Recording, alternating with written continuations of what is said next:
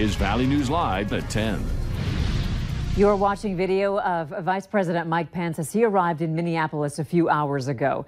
Pence attended a Great America Committee reception tonight, just hours after speaking to a lively crowd in Fargo. The vice president spoke to a crowded room following a panel at the Delta by Marriott Hotel. The vice president made the trip to support Congressman Kevin Cramer as he prepares to challenge Heidi Heitkamp for her U.S. Senate seat.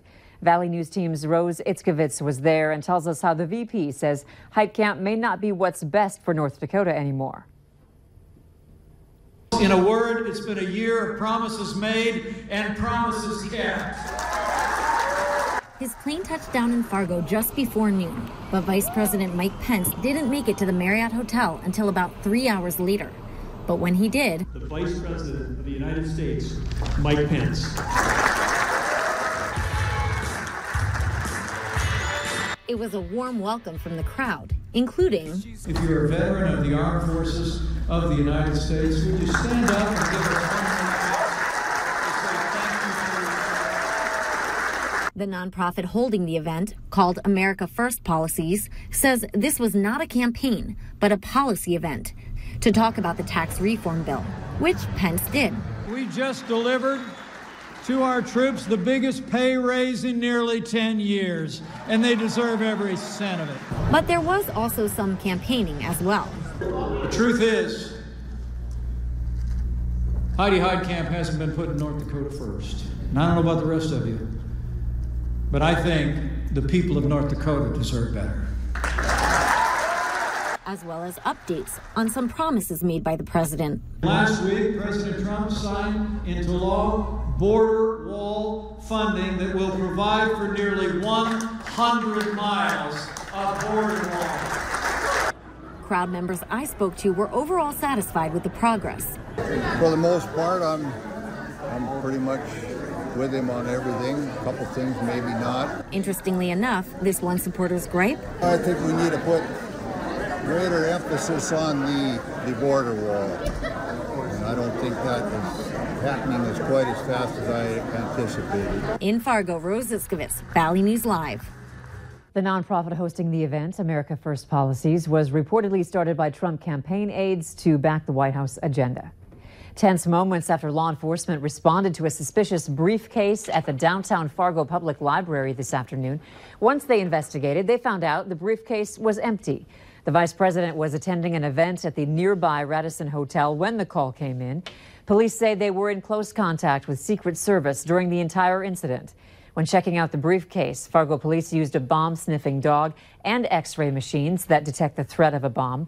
They say there was no threat to the public, but they are still investigating who may have left the briefcase there.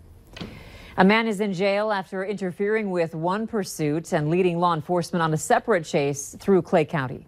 Law enforcement officials had stopped a driver near Glendon, but during the stop, the driver took off.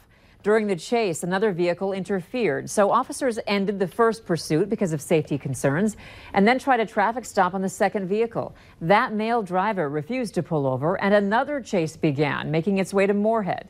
Officers used a pit maneuver to stop the vehicle and arrested the male driver. No one was hurt, including a female passenger in the second vehicle. She was also taken into custody. We enjoyed the nice weather today, but it's not sticking around. Hutch, when does the rain and snow return? Well, it won't be too long. As a matter of fact, we'll be unsettled and not necessarily cold the next couple of days. But after that, it looks like a prolonged period of winter-like conditions here in the valley. First and foremost, this evening, the radar quite active to the west and snow falling in parts of central Alberta, as we see right there, just to the north and to the west of Winnipeg. These showers are moving in toward the Towner County area, particularly the Rock Lake area, and will be passing eastward as we go through the overnight hours. Your hour-by-hour forecast shows our temperatures stay in the 30s. Wind could get quite gusty tonight. Overnight, you might hear things rustling out there with gusts to around 40 miles per hour. We pause this at 2 in the morning. The heaviest showers will be up north, although many in the south could see rain showers with temperatures above freezing through the overnight hours. So a wet night tonight with some unsettled weather. In the next couple of days, I'll spell it out, tell you how low we go as far as our temperatures are concerned. here in a few moments. All right, thank you, Hutch. You bet. And make sure you have the Valley News Live Storm Team weather app so that you can keep up with the weather anytime, anywhere. You'll get the latest forecasts and conditions so that you can plan your day. All you have to do is search VNL Weather in the App Store and download it for free. All in favor, say aye. Aye. Opposed, same sign. No. No. Motion carries. Tex lives. In a story that you'll only see on Valley News Live, the owner of a pit bull won her appeal to prevent the city from putting her dog down. Thief River Falls police are not happy. They say the dog is dangerous and has bitten 3 different people, including a child. But city council members said police reports lacked critical information. Tomorrow, we will have the emotional reunion and the risks that police say the dog presents to the community. The Jamestown Police Department is urging residents to check their storage units after a rash of recent break-ins. Investigations are underway with 4 cases open, each involving multiple storage units. Detectives say residents need to check the locks and look inside to see if anything is missing or out of order. If you have a break-in to report or have any information, you can contact the Jamestown Police Department at 252-2414. Alexandria police have seized an SUV that they say may be tied to a fatal hit and run that we first told you about last week. On March 19th, police found the body of 26-year-old Travis Penning, who was left for dead on the side of the road. Police say this SUV has damage consistent with the deadly incident.